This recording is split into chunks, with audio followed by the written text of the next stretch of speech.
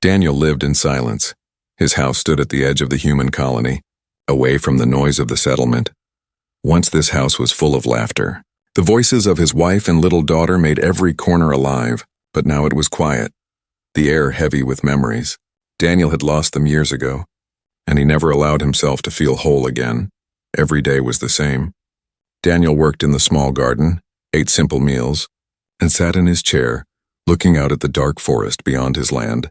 He avoided people. He avoided company because no company could replace the family he had lost. Sometimes he wondered why he was still alive, why life had left him here while taking the ones he loved most. The nights were the hardest, when the wind moved through the trees and the stars shone bright. Daniel often felt the weight of loneliness pressing against him. He would sit by the window, staring at the empty table, the empty chairs, his heart aching for voices that would never return. One night when the moon was high and the air still, Daniel heard something unusual. At first it was faint, like tapping, like someone hitting wood. He thought it was the wind or maybe an animal. But then it grew clearer, sharp, steady, hammering. Daniel frowned. No one lived this far out. No one built anything near his house. He opened the window. The sound grew louder. Thud, scrape, thud. It echoed from the trees beyond his fence. His first thought was fear, perhaps raiders, perhaps strangers who did not belong here.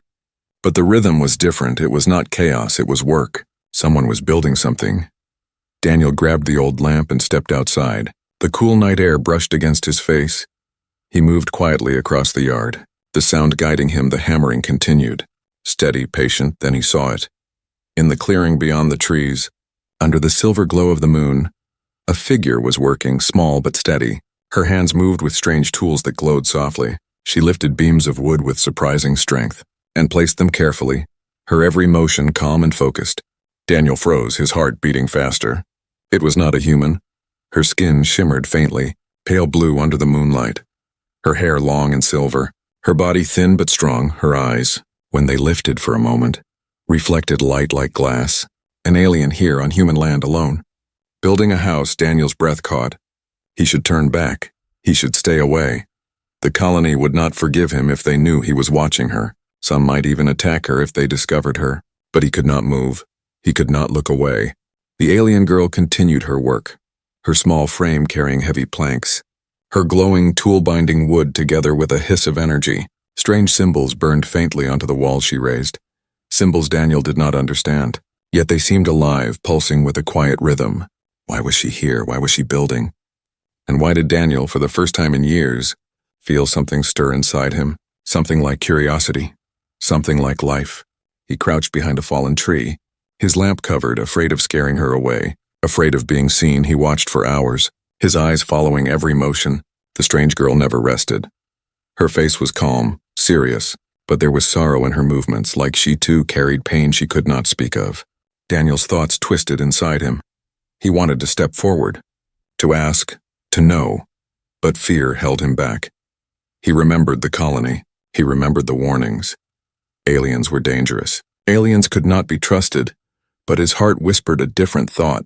She looked lonely, maybe as lonely as him. The night stretched on and Daniel returned to his house. Yet the sound of hammering followed him.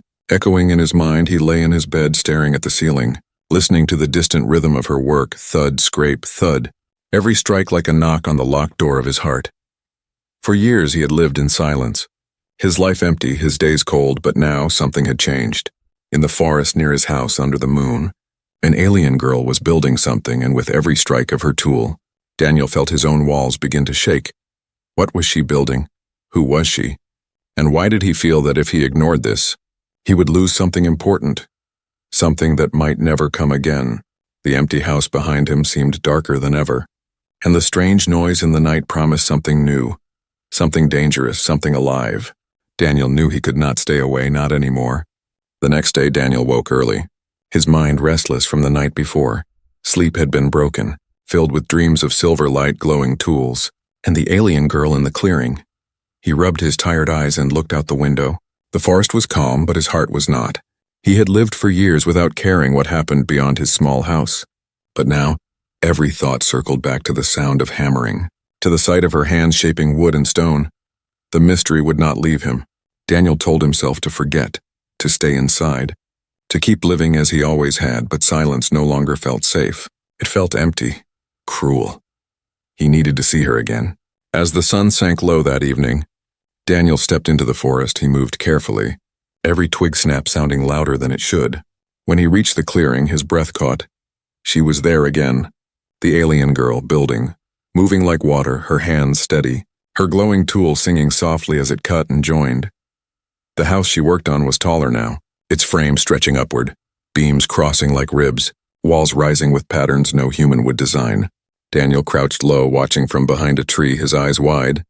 The walls shimmered faintly, marked with symbols that glowed like embers.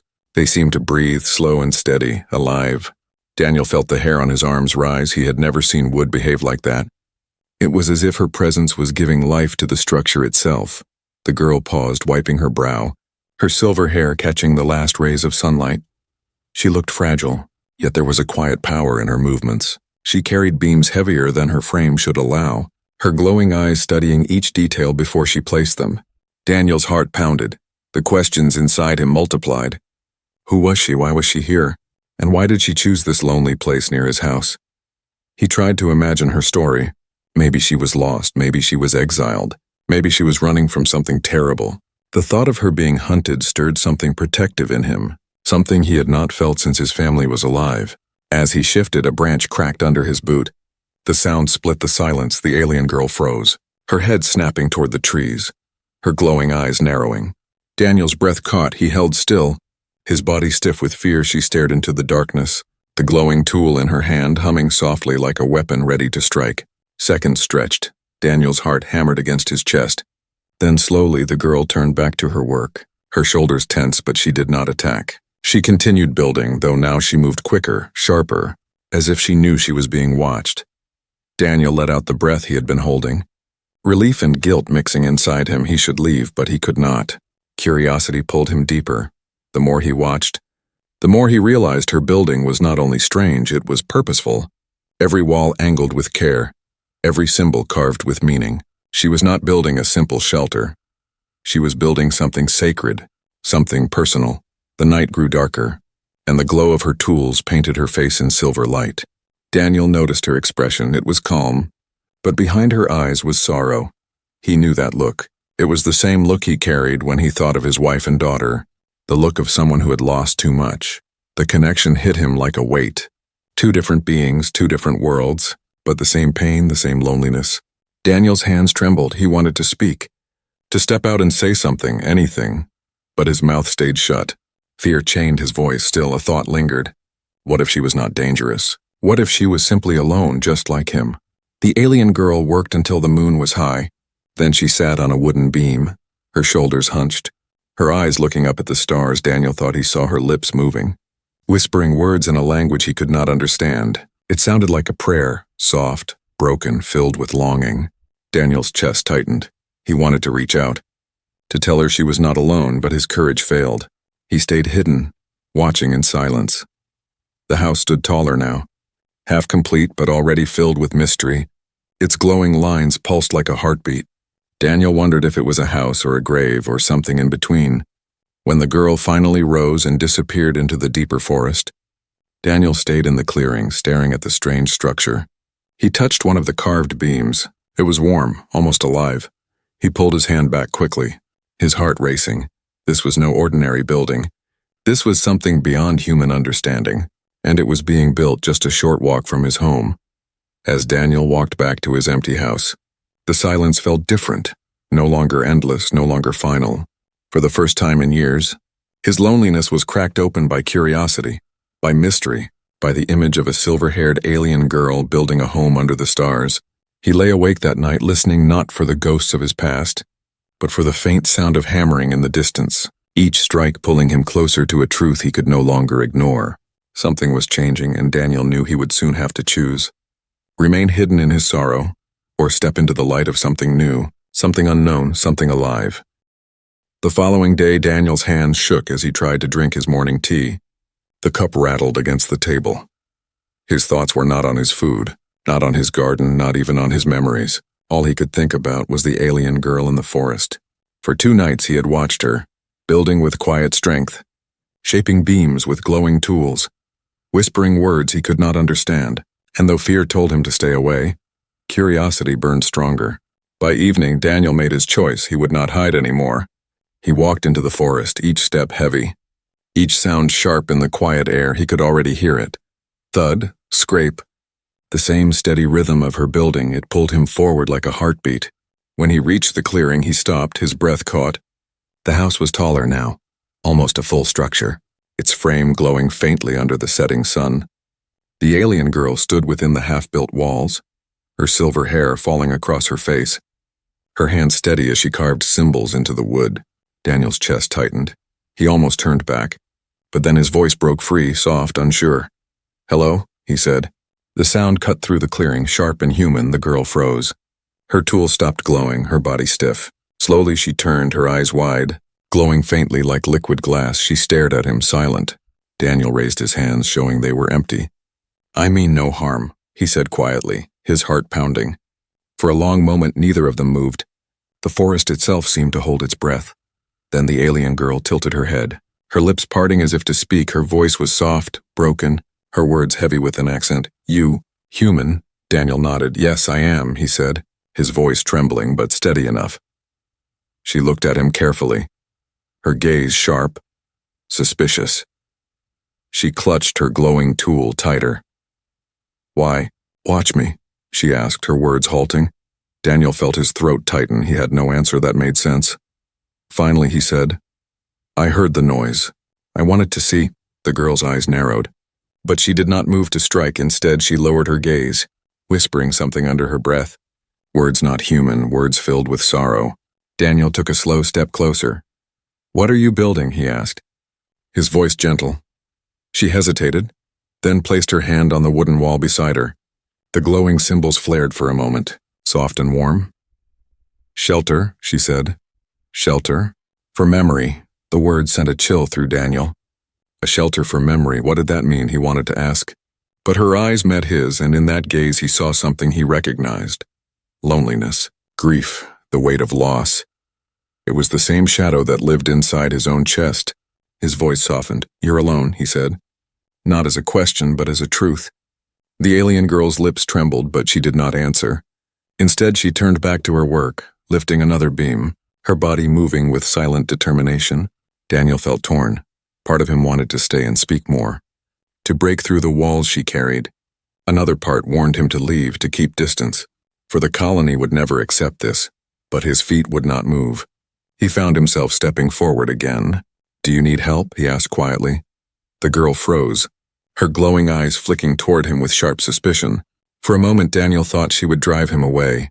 But then she looked at the half-raised wall, the heavy beam still unsteady. Her shoulders sagged with exhaustion. Slowly, she nodded once. A tiny gesture, but enough. Daniel stepped closer, his hands gripping the wooden beam. Together they lifted, her small hands glowing with strange energy. His human strength pushing with steady force, the beam slid into place, fitting against the symbols that flared alive once more. The wall pulsed with light, and for the first time, Daniel stood inside the strange half-built house beside her. For minutes they worked in silence, lifting, holding, adjusting. The rhythm of building replacing words. Daniel felt sweat on his brow, his muscles straining, but he did not mind. For the first time in years he felt useful, needed, alive. When the wall finally stood firm, Daniel leaned against it, breathing hard. The alien girl watched him, her eyes softer now, no longer only suspicious, but curious. "Why?" she asked, her voice quiet. "Why? Help me." Daniel met her gaze, his voice rough but honest. "Because you looked like you needed it." The alien girl studied him for a long moment, then turned her eyes away, whispering again in her strange language, her lips almost trembling as if she was fighting to hide something. Daniel wanted to ask more, but the silence between them was fragile. Like glass, he feared breaking it, so he only nodded and stepped back. "I will come again," he said softly. Her head tilted slightly, her eyes following him. But she did not stop him. She did not chase him away. As Daniel walked back through the trees, the sound of hammering resumed. Softer now, slower, but steady. He felt his heart beating with the rhythm of it. Something had begun, something dangerous, something fragile, something alive. For the first time in many years, Daniel's house did not feel so empty when he returned. He looked at the chair across from him, the silence of the room, and for the first time, He did not feel crushed by it. He felt hope, faint but real. He whispered to himself, "Tomorrow, I will go back." The next evening, Daniel returned to the forest, his steps unsure but his heart firm. The memory of their first shared work stayed in his mind, the feel of the beam sliding into place, the glow of the strange symbols, and the quiet presence of the alien girl beside him. He expected her to push him away, to treat him as a stranger again. But when he reached the clearing, she only looked at him with cautious eyes. Not anger, not fear, just watchfulness. Daniel lifted the small hammer he carried, an old human tool worn smooth from years of disuse. "I thought maybe this could help," he said. His voice low, the alien girl tilted her head, her silver hair sliding across her face. She studied the hammer like it was an artifact from another time. Then she gave the smallest nod, and so they began to build. Side by side, Daniel used the hammer, his strike steady, the sound echoing into the forest. The alien girl used her glowing tool, sealing joints with beams of light, carving her strange symbols with delicate precision. The two rhythms blended into one, human steel against wood, alien light against grain. At first they worked in silence, but silence between two people is never empty when hands are busy and hearts are watching. Daniel noticed the way she leaned back after finishing each piece, as if checking every detail mattered deeply to her. He noticed the way her lips moved sometimes, whispering the same strange language like prayers carved into wood. When he grew tired, she worked without pause. When her arms trembled, Daniel took the weight slowly.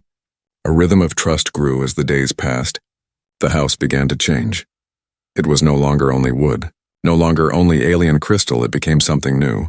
Beams of human oak crossed with pillars of glowing stone, walls of wood etched with alien runes that pulsed like veins of light, a roof that seemed to shimmer between solid and translucent.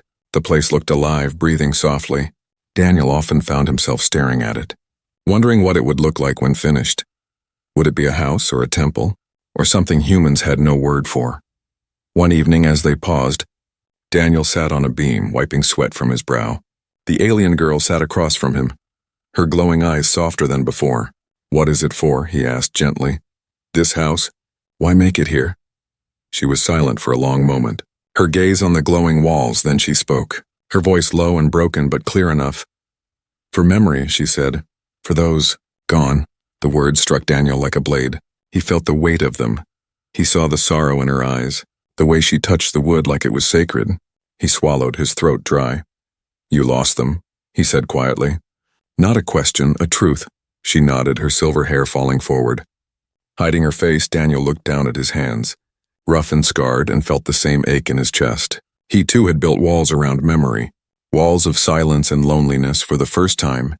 He spoke of his pain, his voice rough. "I lost my wife, my daughter. Years ago." The alien girl looked at him then, her glowing eyes meeting his. And in that gaze, Daniel saw the bridge between two broken souls. Different worlds, same wound. No more words were needed, they returned to building. But their silence now carried understanding. Days stretched into weeks, the house rose taller, stranger. More beautiful humans from the colony sometimes passed by the far road, but no one dared enter the deep woods. And so the work remained secret, a secret shared by two one evening.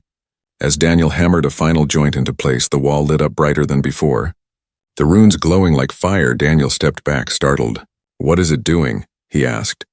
The alien girl placed her hand against the wall. Her face calm, alive, she said simply. "The house remembers." Daniel shivered. The air around them felt heavy, as if the house itself was listening. He touched the wall gently, and for a moment he thought he felt warmth, like a faint heartbeat under his palm. The alien girl watched him closely. Her gaze unreadable, Daniel pulled his hand back, unsure whether to feel fear or awe. That night, as they rested inside the half-finished structure, Daniel looked up at the strange ceiling above, light flickering across beams of wood and crystal. It felt unlike any place he had ever been, yet it also felt safe. For the first time since his family's death, he felt the weight in his chest ease just a little. He looked at the alien girl who sat in silence, her glowing eyes watching the stars through the roof's gaps, and he realized something. This house was not just for her memories. It was becoming something more. It was becoming their house, a place where two worlds, human and alien pain and hope, could stand together. Daniel closed his eyes, and for the first night in years, sleep came without sorrow. The house now stood tall among the trees, A strange creation of wood and light, part human, part alien, every wall carved with glowing symbols, every joint sealed by both hammer and radiant tool. Daniel could hardly believe what they had built together. Each evening he returned, carrying small supplies, nails, ropes, food, and sometimes he brought old stories, though he rarely spoke of them. The alien girl accepted his quiet presence. She no longer looked at him with suspicion. Her gaze was still sharp but softer, like she was slowly allowing him into the hidden part of her world. Yet questions pressed against Daniel's mind. The same question every time he touched the glowing walls. What did this place mean to her? Why did she choose this lonely clearing? Why build something alive in the shadow of human lands? One night, after long hours of work, the two sat inside the half-finished house, the roof above open to the stars, the air thick with the scent of wood and glowing stone. Daniel wiped sweat from his brow, his hands raw from labor. The alien girl sat across from him, silent as always, her silver hair falling across her face. He stared at her for a long moment before speaking, his voice low but firm. "I need to know," he said. "Why are you building this house?" The girl's glowing eyes flicked toward him, then down, her lips pressed together. For a moment Daniel thought she would stay silent as always. But then she spoke, her words broken but clear. "My family," she whispered. "They are gone." Daniel felt the words strike deep, his chest heavy. The girl touched one of the glowing symbols on the wall. It flared with light under her hand. "This," she said softly. "This house is for them." Her voice trembled, and for the first time Daniel saw her strength falter, her shoulders shaking, her eyes reflecting sorrow that had no end. She continued in fragments, each word heavy. "War came, fire came, they died. I could not save them." Silence filled the house, broken only by the faint hum of the glowing runes. Daniel's throat ached, his eyes stung. He looked down at his hands, rough and scarred. "I know that pain," he whispered. The alien girl lifted her head, her glowing eyes searching his face. He swallowed hard. "My wife, my daughter, they were taken from me years ago, an accident, a storm, and I was left alone." His voice cracked, but he pushed the words out. "I built walls around myself, but not like these walls of silence. Walls that kept me away from the world." For a long moment they sat in silence, two broken souls, different yet the same. Then Daniel said, "You are not alone anymore." The alien girl's lips trembled, her eyes lowering. She whispered words in her strange language, soft like a prayer, her voice shaking. Though Daniel could not understand the language, he could understand the feeling. Sorrow mixed with longing. The house seemed to listen. The glowing walls pulsed faintly, as if the structure itself shared her grief. Daniel reached out, his hand brushing against the wooden beam between them. "This place," he said, "it is not only for your memories. It is for mine too." Her eyes widened, a single tear glowing faintly as it slid down her pale cheek. She nodded once, a small but powerful gesture. That night, under the half-finished roof, Daniel felt something stir inside him, something he thought long dead. Hope. But hope was fragile and danger was near. Already rumors had begun to spread in the colony. Daniel had noticed the glances when he visited the market, whispers behind his back. "He spends nights in the woods," they said. Something strange is happening near his land. The colony feared what it did not know, and fear was dangerous. As Daniel walked back to his house that night, he looked over his shoulder at the glowing home behind the trees. He thought of the girl, of her sorrow, of the house built for memory, and of the risk they now shared. But he also thought of her words, of her tears, of the way she had finally let him see her pain. And he knew whatever came, he could not walk away now. The next evening he brought more supplies, ropes, nails, and food. The alien girl accepted them quietly, her gaze softer than before, as if trust had finally broken through her walls.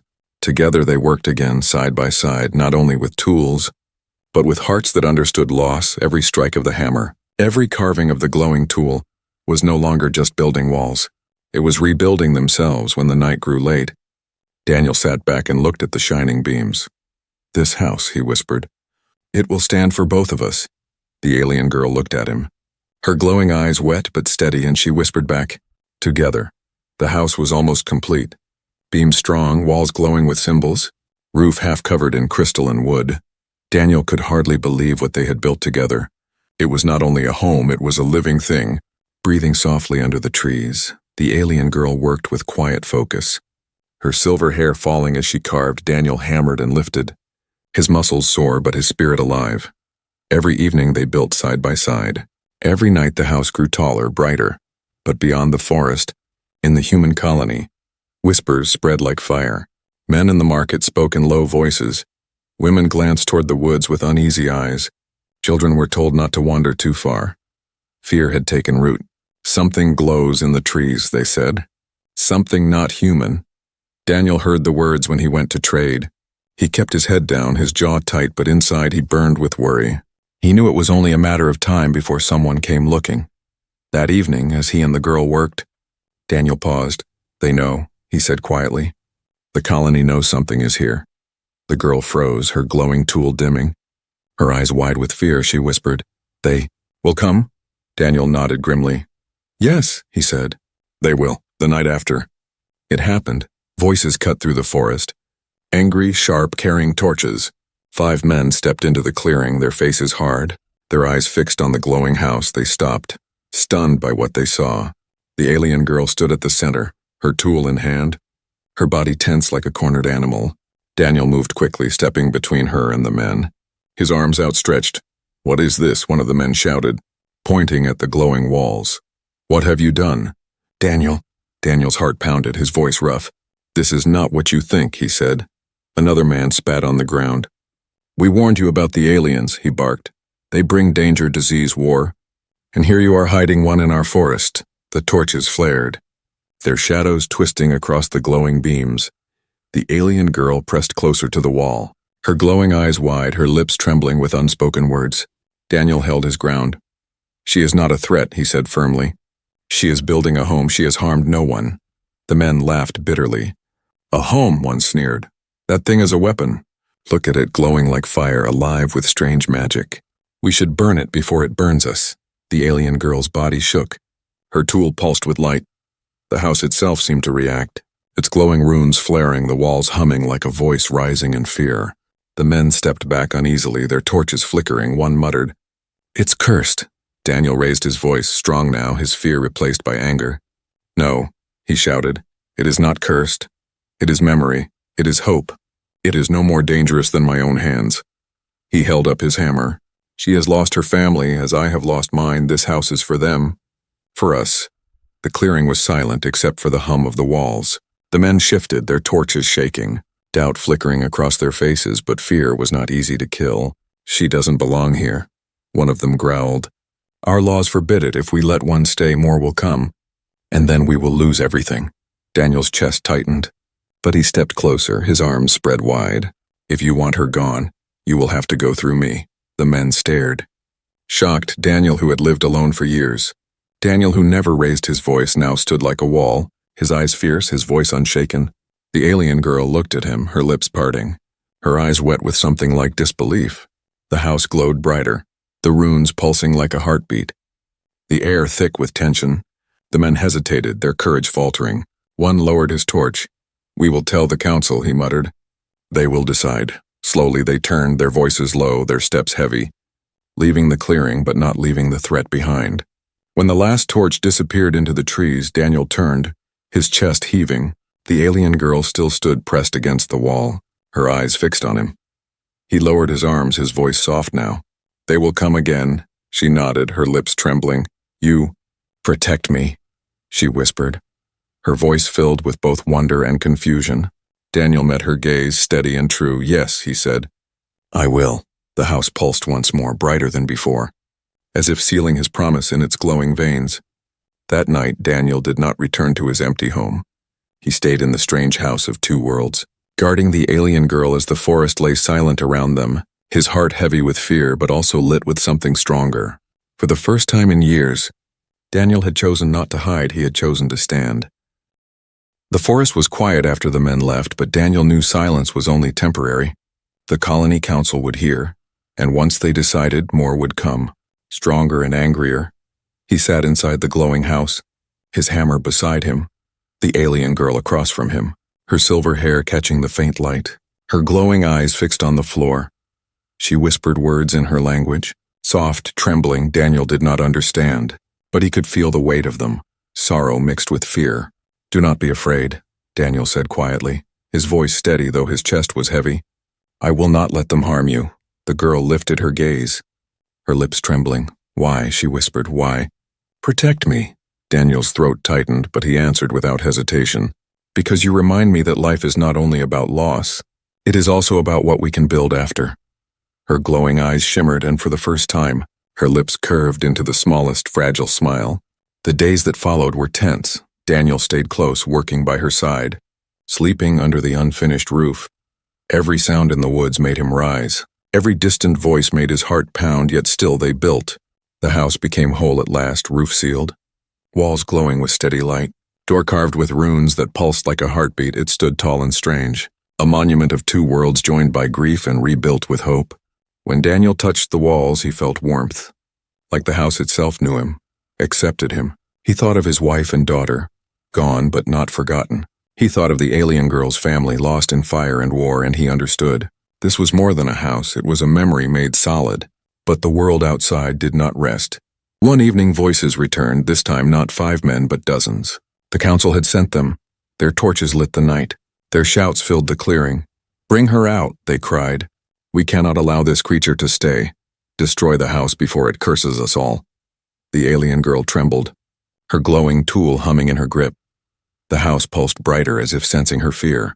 Daniel stepped forward, his body firm, his hammer heavy in his hand. No, he said, his voice strong. This house is not a curse, it is a memory, it is a home. You fear what you do not understand. But I have worked with her, lived with her, and I tell you this, she is no enemy. The crowd shouted back, anger thick. But Daniel did not waver. He raised his voice louder. I lost my family, she lost hers. This house is built from sorrow, but it stands as hope. Will you destroy hope just because it is different? The words echoed into the night. The crowd shifted uneasily.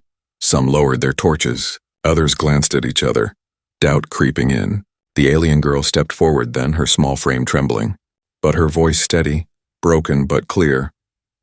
I mean no harm, she said, her glowing eyes shining. I only build for memory, for family. The glowing runes on the walls flared bright. The whole house lit like a lantern in the forest, its warmth washing over the crowd, soft, steady, alive. The men froze, torches flickering in their hands. They felt the light, not burning, not hostile, but gentle, sorrowful, like a memory of their own losses. The anger in their eyes dimmed, replaced by confusion, by silence. One of the older councilmen lowered his torch, his voice rough. This house. It feels alive, Daniel nodded. Yes, alive with memory, alive with hope. If you destroy it, you destroy what makes us human. The silence stretched. The crowd wavered, then slowly, one by one, they turned back, torches dimming, footsteps fading into the trees. Not all agreed, but none dared strike. Not against the house, not against Daniel. When the last voice vanished, Daniel turned to the girl, his chest shaking with relief. She stood close, her glowing eyes wide, her lips parting. They left, she whispered. Almost in disbelief. Yes, Daniel said, his voice softer now, because mercy is stronger than fear. The house pulsed once more. Its glow steady and calm. Daniel looked at her, and for the first time he saw not only sorrow in her eyes, but something else, something fragile. Hope. From that night they were no longer strangers, no longer builder and watcher, but family of a new kind. Two broken souls who had found each other in silence and sorrow, and chosen to build something instead of letting the past destroy them. The house stood as their bond, its walls alive with memory, its light shining in the darkness. A symbol for any who dared come close. A symbol that humanity's greatest strength was not fear, not power, but the courage to show kindness. Daniel no longer ate alone, no longer sat in silence staring at empty chairs. He worked in the garden with the alien girl at his side. He told her words in his language. She taught him small words of hers, slowly weaving together two worlds. Every evening when the stars lit the sky, they sat in the doorway of their strange house, and though the grief of their pasts never fully left, it no longer crushed them, it no longer defined them. They had built something new, something alive, a house of two worlds, a house of family reborn.